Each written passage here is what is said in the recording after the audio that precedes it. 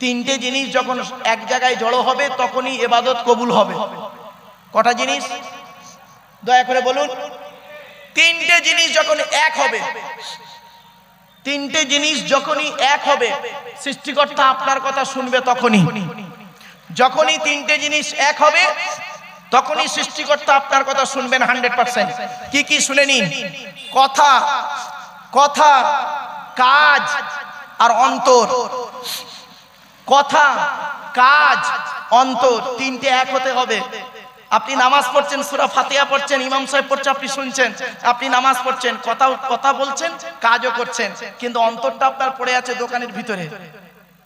কোথায় আছেন আপনি? আপনি মনে রাখলেন গালে দাড়ি রাখলেই মুসলমান, মাথায় টুপি দিলে মুসলমান। This idea is very wrong. It is my challenge. Howrah বলে একটা জেলা আছে, নাম শুনেছেন? হাওড়া জেলা বাগনান বলে একটা থানা আছে, ওখানে কলেজ আছে একটা। তো কলেজে লেকচার দিতে গিয়ে আমি প্রথমেই প্রশ্ন করেছিলাম, একটা মুসলিম আর অমুসলিমের পার্থক্য কতটুকু? একটা স্টুডেন্ট দাঁড়িয়ে বলল, স্যার মুসলিম আর অমুসলিমের পার্থক্য আমি বলবো। আমি বললাম বলো। প্রিন্সিপাল সাহেব বসে আছেন, প্রফেসররাও আছেন। তার একটা স্টুডেন্ট দেখি দাঁড়িয়ে বলল, স্যার আমি বলবো। বলছে কি বলো? বলছে স্যার মুসলিমটার গালে দাড়ি থাকবে, অমুসলিমটার গালে দাড়ি থাকবে না। তো আমি বলেছিলাম এটা অ্যান্সারটা 100% ঠিক হলো না। বলছে কেন স্যার? তো আমি বললাম আমার গালে কি দাড়ি দেখতে পাচ্ছেন? এই গ্রেট কোটার রবীন্দ্রনাথ ঠাকুরের গালের দাড়িটা আমার দাড়ির থেকে অনেক বড় দাড়ি ছিল। ব্যারিস্টার উমেশচন্দ্র বন্দ্যোপাধ্যায়, সুরেন্দ্রনাথ বন্দ্যোপাধ্যায়, সক্রেটিসের গালে দাড়ি ছিল, রামকৃষ্ণ পরমহংসদেবের গালে দাড়ি ছিল, আসারাম বাবুর গালে দাড়ি আছে, রামদেবের গালেও দাড়ি আছে, মুসলমান নয়। আর একটা স্টুডেন্ট দাঁড়িয়ে বলছে স্যার আমি বলবো। আমি বললাম বলো। বলছে স্যার মুসলমানটার মাথায় টুপি থাকবে আর অমুসলিমটার মাথায় টুপি থাকবে না। আমি বললাম এটাও ঠিক হলো না। বললাম বলছে কেন? আমি বললাম শোনো, আমার মাথায় কি টুপি দেখতে পাচ্ছ? এ গ্রেট ন্যাশনাল হিরো যিনি বলেছিলেন give me blood I shall give you freedom, Netaji Subhash Chandra Bose, যিনি বলেছিলেন তোরা আমাকে রক্ত দিস আমি তোদের স্বাধীনতা দেব, তারও মাথায় টুপি ছিল। পণ্ডিত জওহরলাল নেহরুও মাথায় টুপি দিতেন, আন্না হাজারও মাথায় টুপি দিত, মুসলমান নয়। পাঞ্জাবিরাও পাগড়ি পরে, এটা মাথায় রাখবেন। অবশেষে একটা স্টুডেন্ট দাঁড়িয়ে দেখি বলল, স্যার আমি বলবো। বলে বলো। বলছে স্যার মুসলিমটার মুসলমানি হবে, অমুসলিমটার মুসলমানি হবে না। যে যেমন বুঝেছে তেমন বলেছে। আমি বললাম এটাও ঠিক হলো না, এটাও ঠিক হলো না। বলছে কেন স্যার? তা আমি বলেছিলাম শোনো, এই মুসলমানি আপনারা কি বলেন বাবু? উত্তর 24 পরগনা। এটা উত্তর 24 পরগনা না কলকাতা? উত্তর 24 পরগনা। আপনারা উত্তর 24 পরগনার মানুষ, এই মুসলমানি বলেন না খাতনা বলেন? একটু বলুন তো।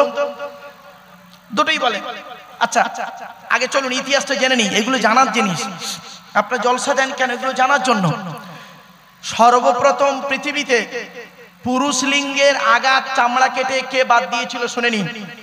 82 বছর বয়সে জঙ্গলে কুড়ুল দিয়ে নিজে নিজে সৃষ্টিকর্তার অনুমতিতে যিনি এই মুসলমানি বা খাতনা করেছিলেন তিনি হলেন হযরতে ইব্রাহিম খলিলুল্লাহ। জোরে বলুন। এজন্য এই সুন্নতটা হলো ইব্রাহিম নবীর সুন্নত, এটা মুহাম্মদ নবীর সুন্নত নয়। আমরা অনেক বক্তারা বেশি বেশি কি বলি, মুহাম্মদ নবীর সুন্নত বলে চালিয়ে দিই অনেক সুন্নত, কিন্তু না, সব সুন্নত মুহাম্মদ নবীর নয়। অনেক সুন্নত আছে অন্যান্য নবীর, এগুলো আমরা ভেঙে বলি না, তাই আপনারা জানেন না। চলুন এবারে আমি বললাম দেখো সারা পৃথিবীতে, শুনে নিন আপনারা, সারা পৃথিবীতে 110% সনাতন ধর্মের মানুষ। ভালো করে ভাষাটা ফলো করুন। 110% হিন্দু বা সনাতন ধর্মের মানুষ বিভিন্ন কারণে পুরুষ লিঙ্গের আগার চামড়া কেটে বাদ দেয়। সারা পৃথিবীতে 40% ইহুদি বিভিন্ন কারণে পুরুষ লিঙ্গের আগার চামড়া কেটে বাদ দেয়। সারা পৃথিবীতে 50% মানুষ খ্রিস্টান, তারা কি করে? পুরুষ লিঙ্গের আগার চামড়া কেটে বাদ দেয়। 99.9% 100% বলবেন না, কারণ আমি বুঝতে পেরেছি নেপালে গিয়ে মুসলমানদের অবস্থাটা কেমন একটু বুঝতে পেরেছি। যাই হোক, 99.9% মুসলমান বিভিন্ন কারণে পুরুষ লিঙ্গের আগার চামড়া কেটে বাদ দেয়। তাহলে মুসলমানটা কি? আপনি গালে দাড়ি রাখলেন, মাথায় টুপি দিলেন, মুসলমান।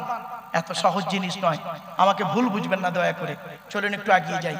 এতগুলো মানুষ আপনারা বসে আছেন, দাঁড়িয়ে আছেন, হিন্দু মুসলিম জ্ঞানী গুণীদের কাছে আমি একটি প্রশ্ন রাখছি। প্রশ্নটা কি? ধরুন এখন একটি মসজিদে নামাজ পড়লাম, এটা জুম্মা মসজিদ নাকি? এই জুম্মা মসজিদে নামাজ পড়লাম, ধরুন আজকে শুক্রবার, সামনে শুক্রবারে, আগামী শুক্রবারে যদি কোন মুসলিম যুবক ছেলে সাদা পায়জামা পাঞ্জাবি পরে, সাদা টুপি পরে আপনাদের এই জুম্মা মসজিদে উঠেছে জুম্মার নামাজ পড়তে, প্রচুর পরিমাণ বাংলা মদ খেয়ে, কি খেয়ে? বলুন বলুন বলুন, ভয় নেই। প্রচুর পরিমাণ বাংলা মদ খেয়ে মুসলিম ছেলেটি ধরুন মসজিদে উঠেছে জুম্মার নামাজ পড়তে। এট ফার্স্ট আপনারা তাকে কি করবেন? বলুন বলুন বলুন। বের করে দেবেন? আচ্ছা, ছেলেটি বের হতে না চাইলে মেরে বের করে দেবেন। ছেলেটির অপরাধ, মদ হারাম খাবার, মসজিদ পবিত্র স্থান, হারাম খাবার খেয়ে পবিত্র স্থানে উঠেছে, তাই তাকে বের করে দিলেন। বের হতে চাইলো না, মেরে বের করে দিলেন। কত ভালো মানুষ আপনারা। হে মুসলমান, হে মুসলমান, মদখোরকে মসজিদ থেকে মেরে বের করে দিলে আর সুদখোরটাকে মসজিদের সেক্রেটারি বানিয়ে দিলে, কি আজীব। মদখোরটাকে মেরে বের করে দিলে আর সুদখোর, গাঁজাখোর, হিরোইনের ব্যবসায়ী, পাপ কাজে লিপ্ত সেই মানুষটাকে মসজিদের সভাপতি বানিয়ে দিলেন। আমরা এমন মানুষ না, নিজের পাপের বাটখারা দিয়ে অন্যের পাপ ওজন করি। আমার কথা বুঝতে পারছেন আপনারা? নিজের পাপের বাটখারা, কি বলেন আপনারা? ওই যেটাতে মাপে বাটখারা, এটা তো বাজারের জলসা। হ্যাঁ, বাজারেই আমি আলোচনাটা রাখছি, শুনে নিন। যারা ব্যবসায়ী ভাই আছেন, দোকানদার ভাই আছেন, আপনাদের বলে যাচ্ছি, মাথায় রাখবেন, যে সে ব্যবসা করতে পারে না। ব্যবসা শব্দটার একটু ভেঙে দিই, বয়জফলা ব দন্তস্বয়কা, ব্যবসা। এই তিনটে অক্ষরের মধ্যে তিনটে জিনিস লুকিয়ে আছে। বয়জফলায় ব্যবহার, কোন দোকানদারের ব্যবহার যদি খারাপ হয় তার দোকানদারি চলবে না। বয় হলো বচন, কথাবার্তা। কোন দোকানদারের কথাবার্তা যদি খিটখিটে হয়, দুদিন খদ্দের যাবে, 3 দিনের মাথায় আর যাবে না। কম্পিটিশন মার্কেট, পাশের দোকান থেকে মাল কিনে এনে বাড়ি যাবে, তোমাকে মাছি মারতে হবে। দন্তে সহায়কারে সাধুতা, বিশ্বাস। মহাজনের কাছ থেকে মাল আনছো, তার সঙ্গে যদি বিশ্বাসঘাতকতা করেছো, সে তোমায় মালই দেবে না, ব্যবসায়ী চলবে না। ব্যবহার, বচন, সাধুতা, তিনটে গুণ যার মধ্যে আছে, he is a really businessman, তিনি হলেন সত্যিকারের একজন ব্যবসায়ী। আর এই 3 গুণে গুণান্বিত ছিল একজন ব্যক্তি, তার নাম হলো বিশ্বনবী মুহাম্মদ সাল্লাল্লাহু আলাইহি সাল্লাম। আজকে মুহাম্মদ সাল্লাল্লাহু আলাইহি সাল্লামকে অনেক দিক থেকে তুলে আনবো।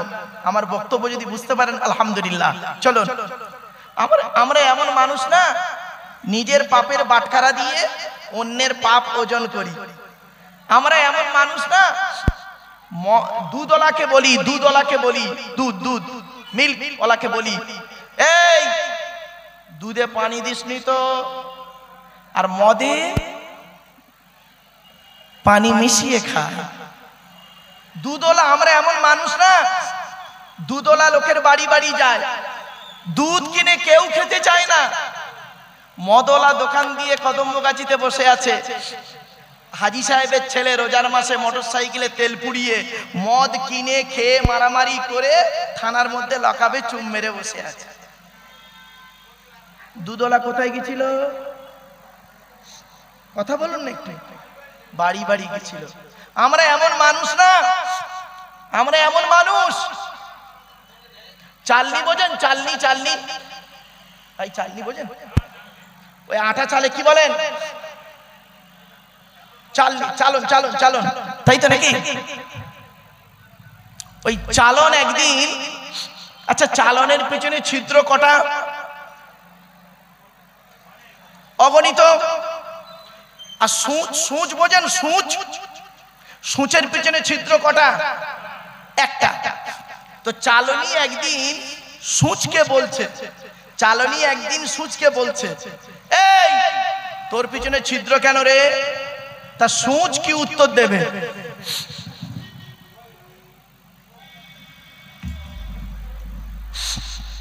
চালনি একদিন সূচকে বলছে তোর পিছনে ছিদ্র কেন? তা সূচ কি উত্তর দেবে? আমার তো একটা, তোর তো হাজারটা। আমরা এমন মানুষ না। আমি একটা আঙুল আপনাদের দিকে লাগিয়ে বললাম, সরি ক্ষমা চেয়ে নিচ্ছি, খারাপ সেন্স নেবেন না বাবা। ইউটিউবওয়ালারা তোমার এটাকে কাটিং করে ছেড়ে বদনাম করো না বাবা।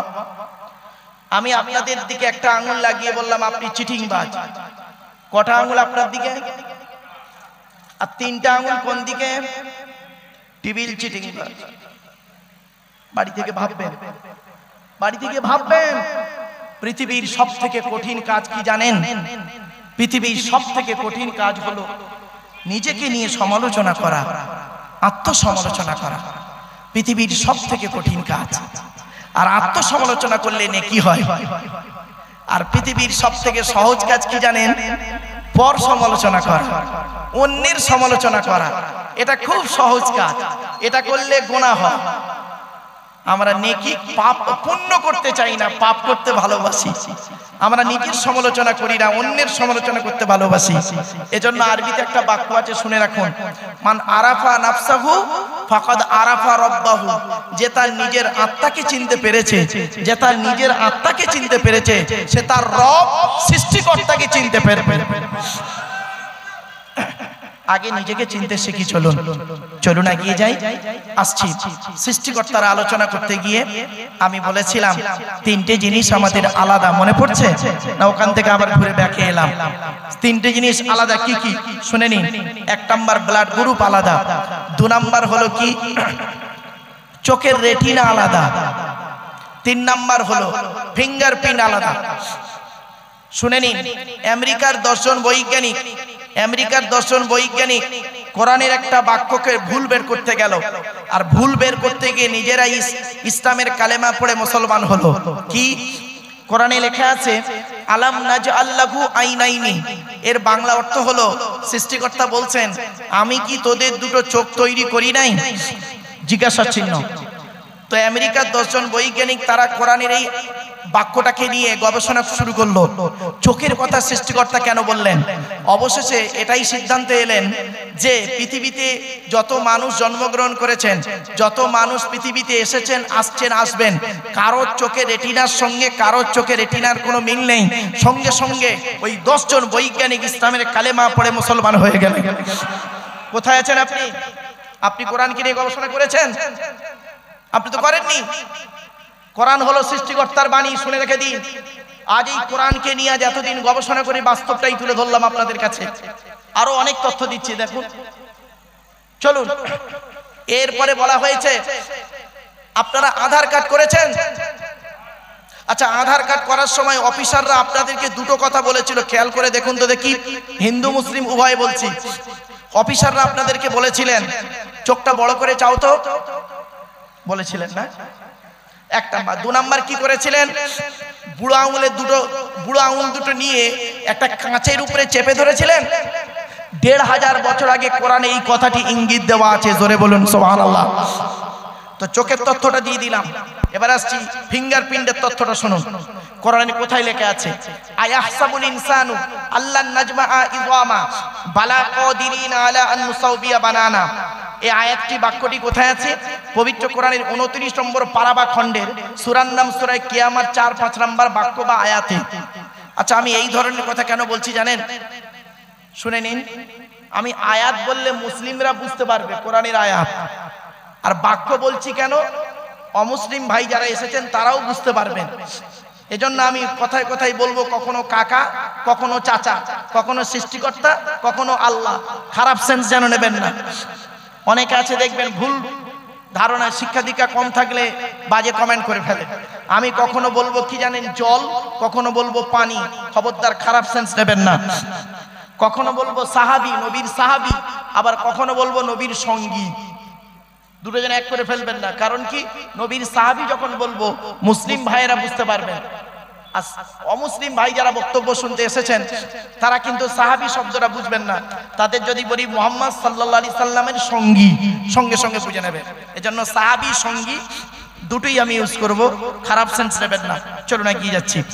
পবিত্র কোরআনের সূরা কিয়ামত 4-5 নম্বর আয়াতে বলা হয়েছে, হে মানব জাতি, এখানে হিন্দু মুসলিম কোনো ডিভাইডেড নেই, মনে রাখবেন, হিন্দু মুসলিম কোনো পার্থক্য আল্লাহ করেনি।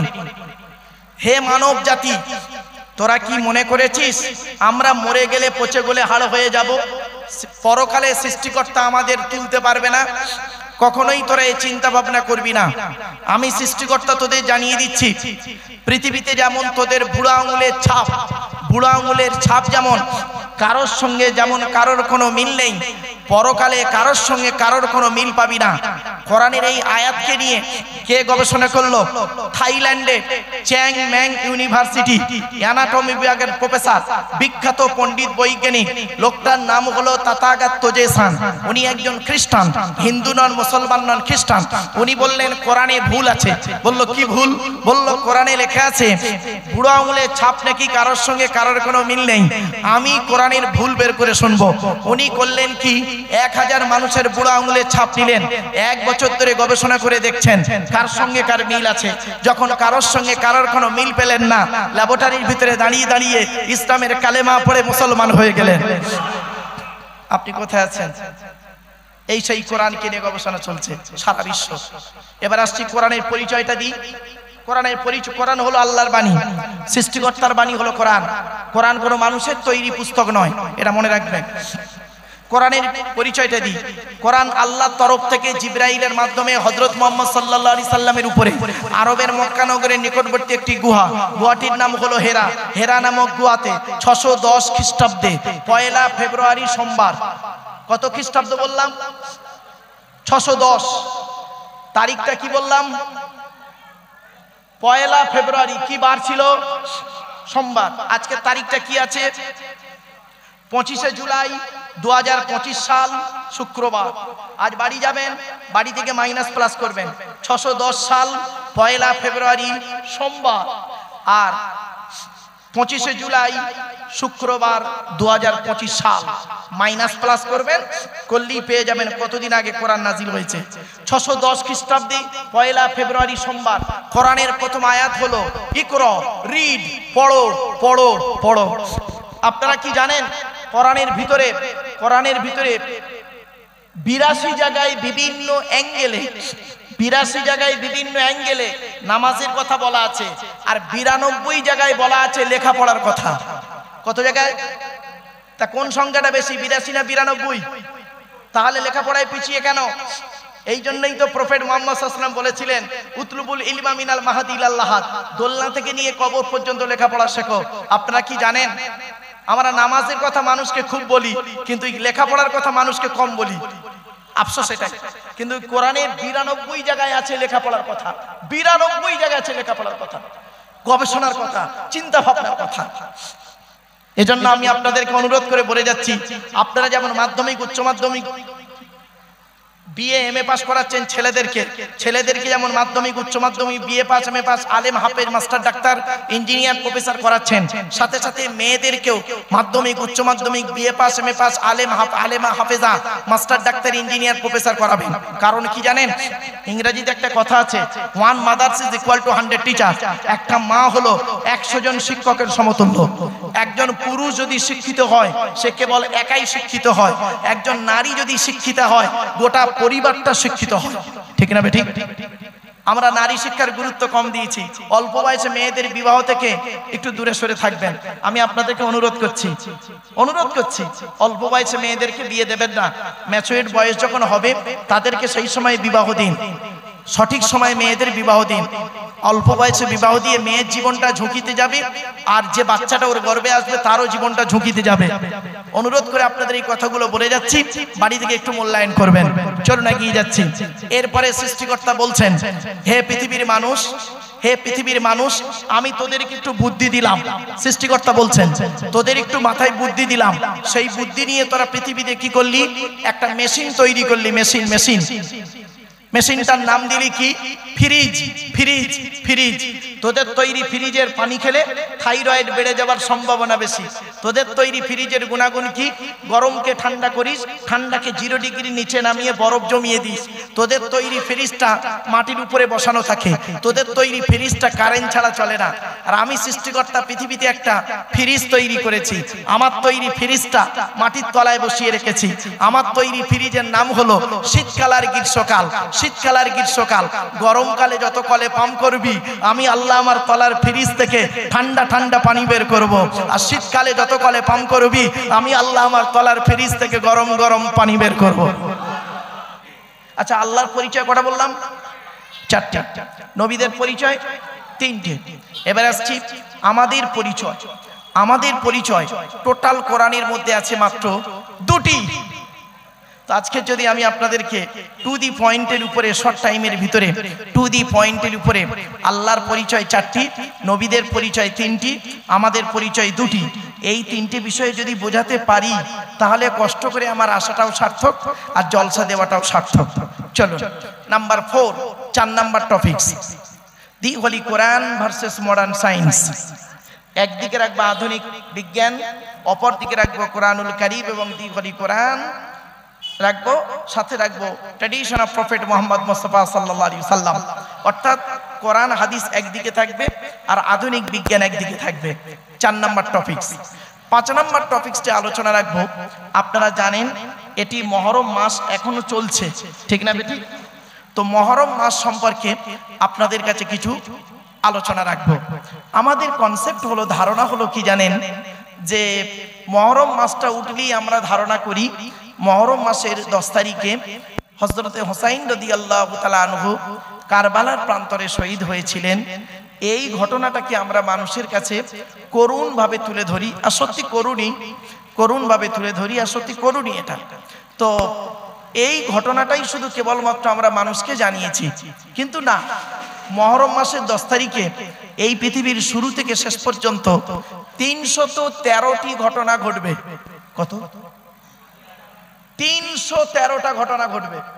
তার মধ্যে থেকে 312টা ঘটনা অলরেডি ঘটে গেছে, একটি ঘটনা বাকি আছে, অর্থাৎ পৃথিবী ধ্বংস। 312 নাম্বার ঘটনাটি হলো 312 নাম্বার ঘটনাটি হলো 680 খ্রিস্টাব্দে। কত কত কত? এগুলো মাথায় রাখুন। 680 খ্রিস্টাব্দে মার্চ মাসের 17 তারিখ। কি মাস ছিল সেটা? মার্চ। জানুয়ারি, ফেব্রুয়ারি, মার্চ। 680 খ্রিস্টাব্দে মার্চ মাসের 17 তারিখ শুক্রবার। আরবি মাস ছিল মহরম মাসের 10 তারিখ শুক্রবার। কারবালার প্রান্তরে ন্যায়ের পক্ষে অন্যায়ের বিপক্ষে দাঁড়িয়ে হযরতে হুসাইন রাদিয়াল্লাহু তাআলা আনহু 55 বছর বয়সে 50 জন ব্যক্তিকে নিয়ে শহীদ হয়েছিলেন এজিদের বিরুদ্ধে মোকাবেলা করতে গিয়ে। এটা হলো পৃথিবীর 312 নাম্বার ঘটনা। এই ঘটনা ঘটার আগে 311টা ঘটনা অলরেডি ঘটে গেছে। আমরা জনগণকে 50টাও বলি না, জনগণকে আমরা 50টাও বলি না, আমরা কেবল এইটাকে নিয়েই গুরুত্ব খুব বেশি দিয়ে ফেলি বাস্তব। এজন্য আমি আপনাদেরকে অনুরোধ করব, এই ঘটনার সাথে সাথে আরো যে 311টা ঘটনা ঘটেছে, শর্ট টাইমের ভিতরে বিভিন্ন আলোচনা রাখতে গিয়ে হয়তো আমি সময় পাবো না, তবে চেষ্টা করব টু দি পয়েন্টের উপরে আপনাদের কাছে আমি বলার। আমার জন্য আপনারা একটু দোয়া করবেন যাতে করে আমি যেন সঠিক কথাই বলতে পারি, এতটুকুই আপনাদের কাছে দোয়া রইল। আমার নিজস্ব কোনো ক্ষমতাই নেই, আগেই আমি বলে দিই, আমি একজন ছাত্র। আপনারা কোনোদিন ভাববেন না আমি একজন জ্ঞানী মানুষ, অমুক তুমুক হেনাতানা। আমি একজন ছাত্র। আমি মনে করি আমার জ্ঞানটা হলো সীমিত কিছু বই পুস্তক অক্ষর সিলেবাসের জ্ঞান, আর আপনাদের জ্ঞানগুলি হলো প্রশান্ত মহাসাগরের মতো জ্ঞান। আমি মনে করি আপনাদের জ্ঞানগুলি হলো প্রশান্ত মহাসাগরের মতো জ্ঞান, আর এই প্রশান্ত মহাসাগরের উপরে ছোট্ট একটা কলসির মতো আমার জ্ঞান। আমি আপনাদের জ্ঞান দিতে এসেছি, এটা যেন কোনোদিন ভাববেন না আমি আপনাদের জ্ঞান দেওয়ার ক্ষমতা রাখি নাই। পেশাগত দিক থেকে বর্তমানে আমি একজন উচ্চ মাধ্যমিক হাই মাদ্রাসার শিক্ষক, কলেজ এবং ইউনিভার্সিটির ছেলে মেয়েও পড়াই, কাজে কাজে আমাকে একজন ছাত্র বলতে পারেন। তওরাতের আমি একজন ছাত্র, ইনজিলের একজন আমি ছাত্র, জবুরের একজন ছাত্র, আর শ্রীমতী ভগবত গীতারও একজন ছাত্র, এবং দি হোলি কোরআন তারও একজন আমি ছাত্র। 5টা ধর্মগ্রন্থের ছাত্র হিসাবে আজ আপনাদের কাছে এসেছি কোঅপারেট করতে। টু দি পয়েন্টের উপরে কথাগুলো একটু বোঝার চেষ্টা করুন। আমার যে কথাটি বুঝতে পারবেন না দয়া করে আমাকে বলবেন, I shall try my best. আমি চেষ্টা করব আমার ভালোটা আপনাদের কাছে তুলে ধরতে। সোনো মাইন্ড, এক্সকিউজ মি, চলুন আলোচনার মূল পর্বে ঢুকে যাচ্ছি। আমি বক্তব্যের শুরুতেই কোরআনে একটি আয়াতে কারিমা তেলাওয়াত করেছি। সেটি কোথায় আছে? 14 নম্বর পারা 16 নম্বর পৃষ্ঠা 4 নম্বর লাইন, সূরার নাম সূরা নাহলের 89 নম্বর আয়াত। আল্লাহ বলছেন, ওয়ানাজ্জালনা আলাইকাল কিতাবা তিবিয়ানাল লিকুল্লি শাইইন। সহজ সরল বাংলা মানে হলো, আল্লাহ বলছেন নবী তোমার উপরে আমি এই কিতাব অবতীর্ণ করেছি, আর পৃথিবীর সমস্ত জিনিসের বর্ণনা এই কোরআনের ভিতরে ডাইরেক্ট ইনডাইরেক্ট দলিল সহ আমি আল্লাহ পাঠিয়ে দিয়েছি। ধরে বলো। এই আয়াতের তাফসীর অন্য আয়াত দিয়ে সুন্দর করে আল্লাহ ব্যাখ্যা বলে দিচ্ছেন। 15 নম্বর পারার 18 নম্বর পৃষ্ঠার 14 নম্বর লাইন, সূরার নাম সূরা কাহফ। ওয়ালাকাদ সাররাফনা ফি হাদাল কুরআন লিন-নাস মিন কুল্লি মাসাল ওয়া কানাল ইনসানু আকসারা শাইইন জাদালা। এর বাংলা মানেটা কি? সৃষ্টিকর্তা বলছেন, আমি সৃষ্টিকর্তা এই কোরআনের ভিতরে মানুষের জন্য পৃথিবীর সমস্ত জিনিসের বর্ণনা উদাহরণ সহ বলে দিয়েছি। বেশিরভাগ মানুষ তারা বোঝে না, বেশিরভাগ মানুষ তারা কোরআন বোঝে না।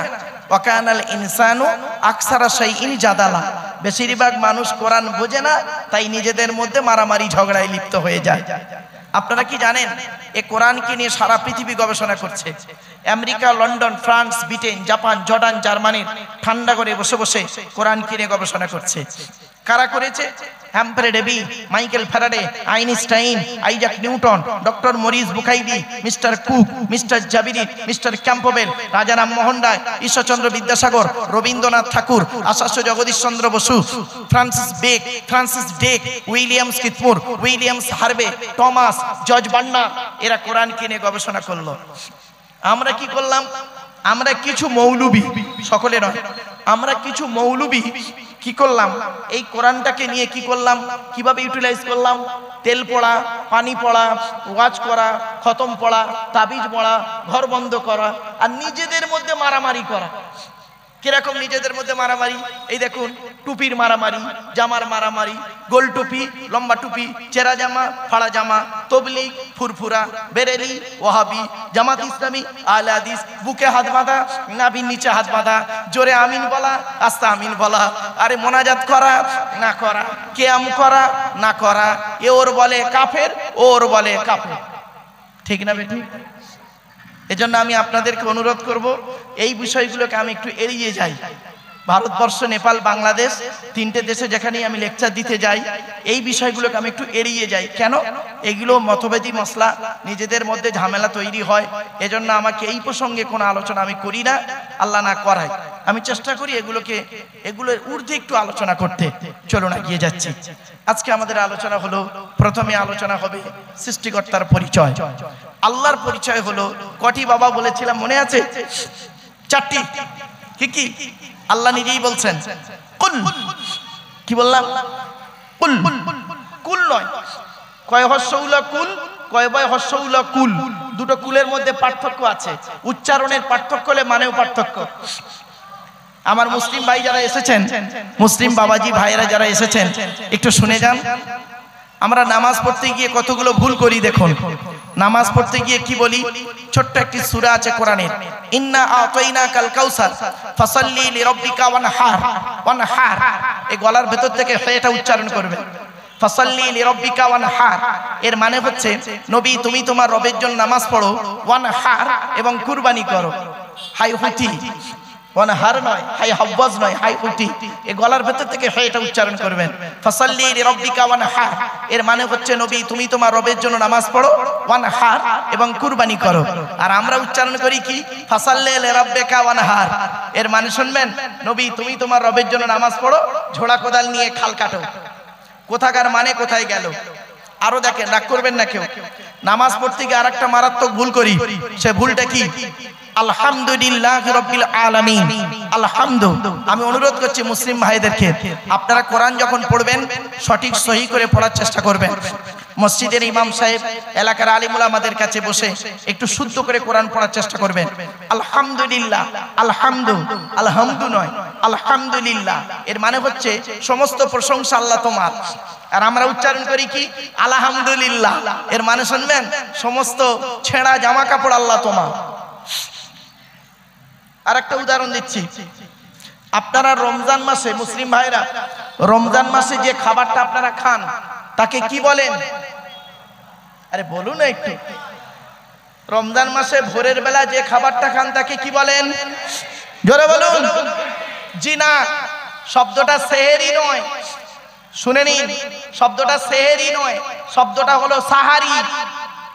দন্তেশ্বয় একার নয়, দন্তেশ্বয় আকার। একার আর আকারের পার্থক্যটা কি? সিনে জেদ দিলে মানে হবে সিহরুন, মানে জাদু করা। আর সিনে জবর দিলে দন্তেশ্বয় আকার মানে হবে সাহারুন, মানে হলো রাতের শেষ অংশের খাবারকে আরবিতে সাহারি বলে। তাহলে শব্দটা কি হবে? সেহেরি না সাহারি? ভুলটা ভাঙলো। জলসা কেন দেন? জলসা দেবার উদ্দেশ্য হলো তিনটে। 1 নাম্বার অজানাকে জানা, 2 নাম্বার ভুল সংশোধন করা, 3 নাম্বার কিছু পরামর্শ নিয়ে নেওয়া। এ কারণেই জলসা দেওয়া হয়। জলসা মানে মহামারী কিছু নয়, আদৌতে এসব আলোচনা কিছু হয়ই না, অনেক সময় দেখি কষ্ট লাগে। চলো আরেকটা কথা আপনাদের বলছি, শুনে নিন। হিন্দু মুসলিম উভয় শব্দটা শুনুন। স্বামী স্ত্রী সংসার করতে গিয়ে মুসলিমরা কি করে? মুসলিমরা স্বামী স্ত্রী সংসার করতে গিয়ে মাঝে মাঝে ঝগড়া করতে গিয়ে বা বিভিন্ন কারণে তারা স্বামী তার স্ত্রীকে একটা শব্দ বলে ডিভোর্স দেয়। শব্দটা কি? জোরে বলুন। আরে বউ যাবে না, ভয় নেই, অত টেনশন করছেন কেন? ভুলটা সংশোধন করে নিন। কি বলে? শব্দটা তালাক নয়, শুনে নিন, অন ক্যামেরাতে বলে যাচ্ছি। শব্দটা তালাক নয়, শুনে নিন, শব্দটা হলো তলাক। তলাক ওর বাংলা উচ্চারণ কি? তয়বয় লয়কার ক। আরবি উচ্চারণ কি? তোয়েল আমালিফ কফ। আর তোয়েল আমালিফ কফ বাংলা উচ্চারণ তয়বয় লয়কার ক, বাংলা বানা। তলাক মানে পৃথক দেওয়া, ছেড়ে দেওয়া, ডিভোর্স দেওয়া। আর তেল আমালিফ কফ তয়াকার লয়াকার ক, তালাক মানে জুড়ে যাওয়া, মিলিত হওয়া, একত্রিত হওয়া, জমা হওয়া। আমরা তলাক না বলে সব তালাক বলি। টোটাল কোরআনে, শুনে নিন, টোটাল কোরআনের ভিতরে তলাক শব্দটা বহু জায়গায় আছে, তালাক শব্দটা কোরআনের 1 জায়গায় আছে মাত্র। টোটাল কোরআনে তালাক শব্দ 1 জায়গায় আছে। 24 নম্বর পারা 7 নম্বর পৃষ্ঠা 14 নম্বর লাইন, সূরার নাম সূরা মুমিন, আয়াত নম্বর 15। সেখানে বলা হয়েছে কি? লিউনজিরা ইয়াউমাত তালাক। এজন্য উচ্চারণের পার্থক্য, মানেও পার্থক্য। 2-4টে ইংরেজিতে অনেক পার্থক্য আছে, বাংলায় অনেক পার্থক্য আছে। বাংলাতে অনেক পার্থক্য আছে, বহু পার্থক্য আছে। কমল, কৌকার মোলা কমল, কমলা কমল। কৌকার মোলা কমল মানে নরম, আর কমলা কমল মানে পদ্ম ফুল। বুঝতে পারছেন? অনেক মানে বাংলায় অনেক আছে এরকম। আর ইংরেজিতে অনেক শব্দ পাবেন। Meet, M-E-E-T meet, M-E-A-T meet. M-E-E-T meet মানে সাক্ষাৎ করা, M-E-A-T মিট মানে মাংস। এরকম বহু শব্দ পাবেন, ইংরেজিতে পাবেন, বাংলায় পাবেন, আরবিতেও পাবেন। চলো না এগিয়ে যাচ্ছি। তো আল্লাহর পরিচয় হলো 4টে। কি কি? 1 নাম্বার আল্লাহ নিজেই বলছেন, কুল, নবী তুমি বলো, হুয়াল্লাহু আহাদ, সে আল্লাহ হলেন একক। 2 নাম্বার আল্লাহুস সামাদ, আল্লাহ হলেন অমুখপেক্ষী, আল্লাহ কারোর মুখপেক্ষী নন, সারা পৃথিবী তার মুখপেক্ষী। 3 নাম্বার লাম ইয়ালিদ ওয়া লাম ইউলাদ, আল্লাহ কাউকে জন্ম দেয়নি, আল্লাহকেও কেউ জন্ম দেয়নি। 4 number, it is very very important, ওয়া লাম ইয়াকুল লাহু কুফুয়ান আহাদ, আল্লাহর সমকক্ষ কেহই নেই। এই হলো আল্লাহর 4টে পরিচয়। আচ্ছা, আপনারা এই 4টে, এই যে আয়াত সূরাটি আমি পড়লাম, এই সূরাটি মুসলিম ভাইদের অনেকের মুখস্থ নেই। আরে ভাই বলুন না, তা আমি পড়লাম কেন? কারণটা কি? 4টে পয়েন্ট, 4টে পয়েন্টে পড়লাম। 1 নাম্বার হলো এই সূরাটি যে আল্লাহর 4টে পরিচয় সেটা বলে দিলাম। 2 নাম্বার হলো এই সূরাটির মধ্যে, এটা হলো আরবি ভাষা, বাংলা অনুবাদ করে দিলাম। 3 নাম্বার, এই সূরাটির মধ্যে 4টে ধর্ম বেরিয়েছে, ইহুদি, নাসারা বা খ্রিস্টান, ইহুদি, নাসারা, মুশরিক, ইসলাম। চারটে ধর্ম বেরিয়েছে। 4 নম্বর পয়েন্ট, এই সূরাটি পড়লাম কেন শুনে নিন। প্রফেট মুহাম্মদ সাল্লাল্লাহু আলাইহি সাল্লাম তিনি বলেছেন, কোন ব্যক্তি যদি 3 বার যদি কুল হুয়াল্লাহ সূরা পড়ে, ওই ব্যক্তির আমলনামায় রব্বুল আলামিন সৃষ্টিকর্তা কি করবেন? 1 খতম কোরআন শরীফ পড়ার সওয়াব আল্লাহ লিখে দেবে। কোথায় আছেন আপনি? চলেন। এরপরে সৃষ্টিকর্তা বলছেন, আমি তোদের সৃষ্টি করেছি। কিভাবে সৃষ্টি করলাম? রেফারেন্স টু দি হলি কোরআন। ওয়ালাকাদ খালাকনাল ইনসানা মিন সুলালাতিন মিন তিন সুম্মা জাআলনাহু নুতফাতান ফি করারিম মাকিন সুম্মা খালাকনান নুতফাতা আলাকাতান ফাখালাকনাল আলাকাতা মুদগাতান ফাখালাকনাল মুদগাতা ইযামান ফাকাসাউনাল ইযামা লাহমা সুম্মা আনশানাহু খালকান আখর। এই আয়াতটি কোথায় আছে? 18 নম্বর পারা, সূরার নাম সূরা মুমিনুন, আয়াত নাম্বার 12, 13, 14, 15। আল্লাহ বলছেন কি? আমি মানব জাতিকে সৃষ্টি করেছি মাটির নির্যাস থেকে। বাপ আর মায়ের মিলনের মাধ্যমে ওই পানিকে আমি আল্লাহ তার মায়ের পেটের ডাইসে সুন্দর করে রেখে দিয়েছি। আর কি করেছি? ওই পানিটার 40 দিন পরে রক্তপিণ্ড করেছি, তার 40 দিন পরে মাংসপিণ্ড করেছি, তার 40 দিন পরে হাড় তৈরি করেছি, হাড়ে আর মাংসে সুন্দর করে লাগিয়ে দিয়েছি। আমি আল্লাহ তার মায়ের পেটের ভিতরে সুন্দর একটা আকৃতি দান করেছি। জোরে বলুন সুবহানাল্লাহ। এরপরে আসছি, আল্লাহ পাক করেন কি? বাপের 4টে অঙ্গ, মনে রাখবেন এগুলি। বাপের 4টে অঙ্গ, মায়ের 4টে অঙ্গ, তাহলে 8টা। আল্লাহ নিজে দেয় 5টা। এই 13টা অঙ্গ দিয়ে আল্লাহ রাব্বুল আলামিন মায়ের পেটের ভিতরে বাচ্চাকে তৈরি করেন। এরপরে সৃষ্টিকর্তা বলছেন, আমি তোর মায়ের পেটের ভিতরে কিভাবে তোকে তৈরি করলাম? তৈরি করার পরে আমি আল্লাহ কি করেছি? তোর দেহের মধ্যে আমি 4টে গুরুত্বপূর্ণ অর্গান দিয়েছি। আমাদের দেহের মধ্যে 4টে গুরুত্বপূর্ণ অর্গান আছে। কি কি?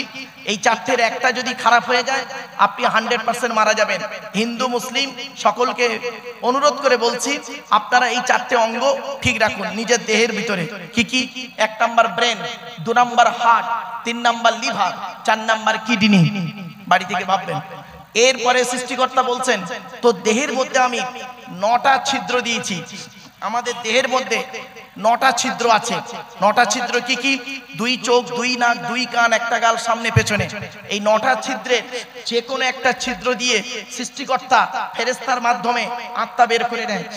আজকের বাড়িতে যাবেন, গিয়ে একটু মূল্যায়ন করবেন, কত মানুষ মারা গেছে দেখবেন। কি হিন্দু কি মুসলিম, লোকটি মারা গিয়েছে দেখবেন চোখটা বের হয়ে আছে।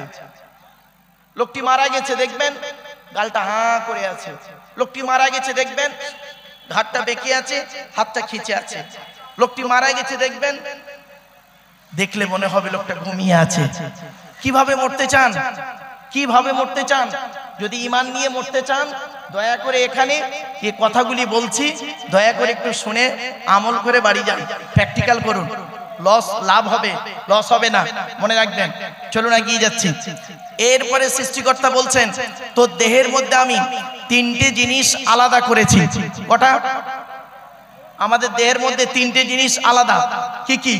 1 নাম্বার ব্লাড গ্রুপ আলাদা। এজন্য আমি আপনাদেরকে অনুরোধ করে বলে যাচ্ছি, আমি যেখানেই বক্তব্য রাখতে যাই কথাটি বলি, কেন জানেন? ভ্রাতৃত্ব বজায় রাখার জন্য। হিন্দু মুসলিম কাঁধে কাঁধ মিলিয়ে চলবেন। খবরদার হিন্দু মুসলিম নিজেদের মধ্যে মারামারি ঝগড়া করবেন না। কারোর প্ররোচনায় পড়ে, কারোর কথা শুনে নিজেদের মধ্যে মারামারি ঝগড়া করবেন না। কিসের হিন্দু কিসের মুসলিম মারামারি করেন? আপনারা কি জানেন? সৃষ্টিকর্তার আরাধনা উপাসনার পদ্ধতিটা আমাদের আলাদা হতে পারে। মানুষ হিসেবে আমরা হলাম প্রত্যেকেই আদমের সন্তান, ঠিক না বেঠিক? কিসের হিন্দু কিসের মুসলিম মারামারি করেন? আপনারা কি জানেন? হিন্দুদের রক্তের ভিতরে মুসলমানদের রক্ত আছে, আর মুসলমানদের রক্তের ভিতরে হিন্দুদের রক্ত আছে। প্রমাণটা দেব।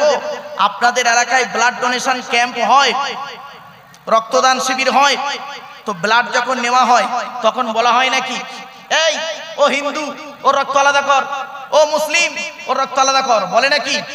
আরে ব্লাডের মধ্যে কাস্টের কোনো ডিভাইডেড থাকে না, ব্লাডের মধ্যে কালারের কোনো ডিভাইডেড থাকে না, ব্লাডের মধ্যে জেন্ডারের কোনো ডিভাইডেড থাকে না, ব্লাডের মধ্যে গ্রুপের ডিভাইডেড করা হয়। ব্লাডের 4টে group, A B, A B আর ও, প্রত্যেকটার মাইনাস প্লাস। এখানে অনেক মানুষ দাঁড়িয়ে আছেন, বসে আছেন, যিনি তার নিজের ব্লাড গ্রুপ অনেকেই জানেন না, ঠিক না বেঠিক? নিজের ব্লাড গ্রুপ কি ও নিজেই জানে না। আফসোস। এই জন্য আপনাদেরকে বলে যাচ্ছি, কোথায় হিন্দু কোথায় মুসলিম মারামারি করেন শুনে নিন। এ হিন্দু মন্দিরে গিয়ে যাকে ঈশ্বর বা ভগবান বলে ডাকো, তাকে জীবনে মন্দিরে পাবে না। হে খ্রিস্টান, গির্জায় গিয়ে যাকে গড বলে ডাকো, তাকে জীবনে গির্জায় পাবে না। হে মুসলমান, মসজিদে গিয়ে যাকে আল্লাহ আল্লাহ বলে ডাকো, ও আল্লাহকে মসজিদে পাবে তো? চলুন, তিন ধর্মের মানুষ আমরা সৃষ্টিকর্তাকে খুঁজতে বেরোই।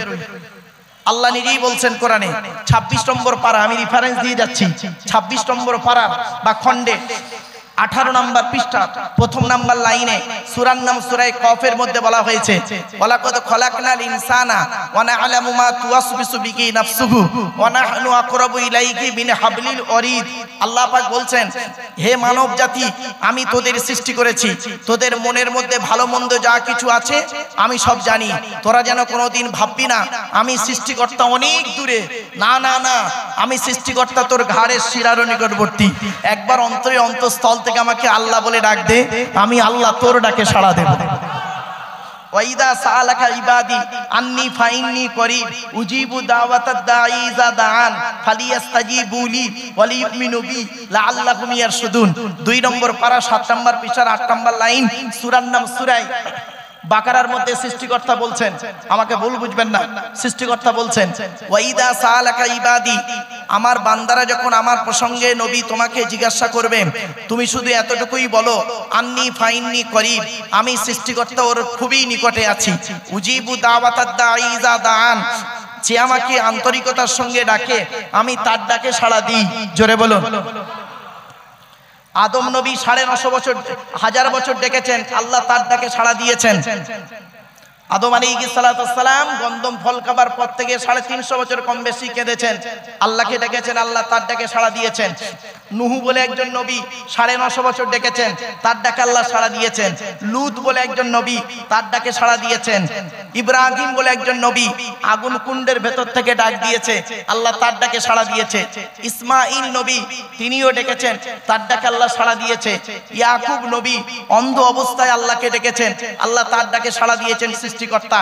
ইউসুফ নবী কুয়ার ভেতর থেকে সৃষ্টিকর্তাকে ডেকেছেন, সৃষ্টিকর্তা তার ডাকে সাড়া দিয়েছেন। আইয়ুব বলে একজন নবী 18 থেকে 20 বছর রোগে ছিলেন, রোগ অবস্থায় তিনি সৃষ্টিকর্তাকে ডেকেছেন, সৃষ্টিকর্তা তার ডাকে সাড়া দিয়েছেন। জাকারিয়া বলে একজন নবী মাছের পেটের ভিতর থেকে সৃষ্টিকর্তাকে ডেকেছেন, তার ডাকে সাড়া দিয়েছেন। মুসা বলে একজন নবী সামনে নদী পেছনে শত্রু, ডেকেছেন সৃষ্টিকর্তাকে, সৃষ্টিকর্তা তার ডাকে সাড়া দিয়েছেন।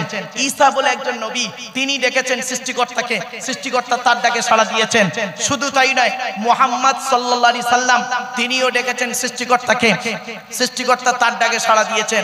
আপনি ডাকলে কেন সাড়া দেবে না? কে বলেছে আপনাকে? আপনি ডাকার মতো ডেকেছেন? আপনি ডাকার মতো ডাকেননি, ফর্মালিটি মেনটেন করেছেন, রাগ করবেন না কেউ।